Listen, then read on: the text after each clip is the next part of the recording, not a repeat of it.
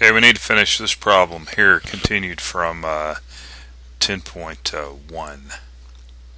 Okay, so up here we've got a relationship, 1.3 times as long to go 5 miles up the White River than to return. So you see there's going to be a relationship between the time it takes going up the river and the time it takes going down the river.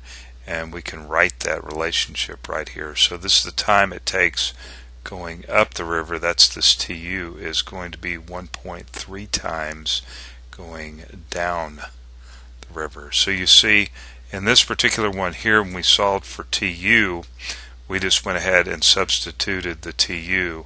This is our substitution, 1.3 times TD.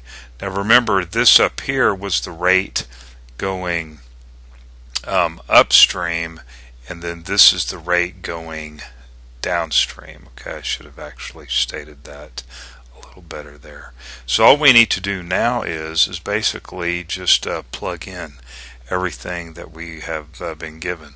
So we've got the rate going upstream, right? The rate going upstream, it says, where's it at? Kayak cruise at 5 miles per hour. Oh, we're going a distance, sorry. That's what I wanted to get at here. We're going a distance of 5 miles. So du is 5. And then we've got the rate going upstream as 5 minus x. Okay. And that's equal to, now we have the 1.3 here times the time going downstream. But what is TD? That's going to be dd over rd, right? And that which is going to be 5 miles still. And then of course the rate going downstream is, well, I better just say that it is 5 plus x. And so now we have an equation here that we want to solve for x in this problem. And at this point I'm just going to go ahead and tell you what I'm getting for x.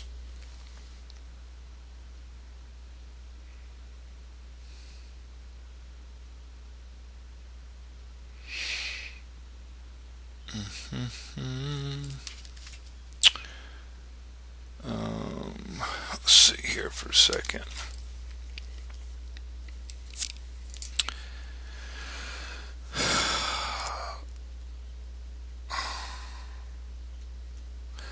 I'll tell you what,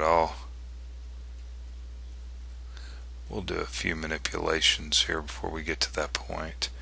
And let's see, 5 times 1.3 is 6.5. Right, and then 5 minus x. Okay, and then 5 minus x.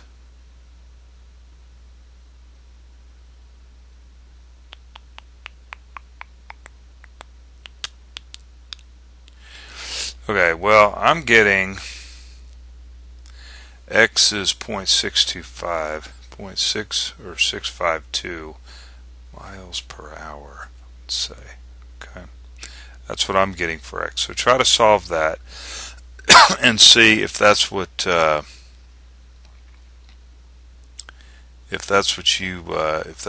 get.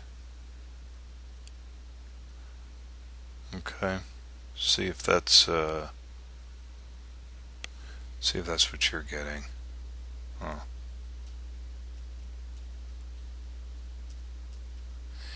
Let's see.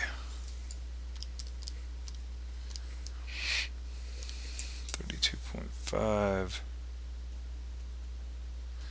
minus 6.5x, and then so 5 plus 6.5 is going to be that, and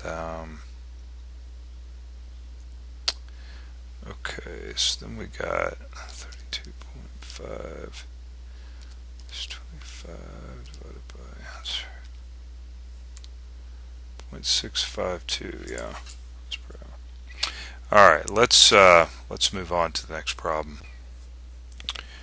Alright, this is actually, don't have the number written up here, do I? Doesn't look like. This is 10.2.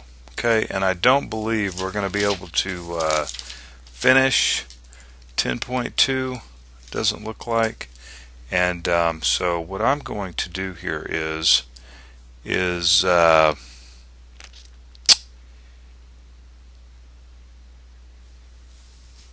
I'm going to, let's see, let's get back to here. Okay. It says, how long will it take Jill alone to fill the bucket? And I'm going to go ahead and tell you that it's you should be getting 2/3 hours here. Okay, you should be getting 2/3 hours, and I think probably what I'll do is kind of halfway fill this out. All right, I think that's what I'll do. Okay. Anyway, so let's take a look at this. Jack takes 2 hours to fill up the bucket of water.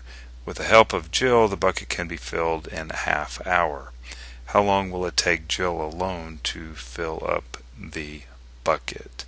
So the rate of Jack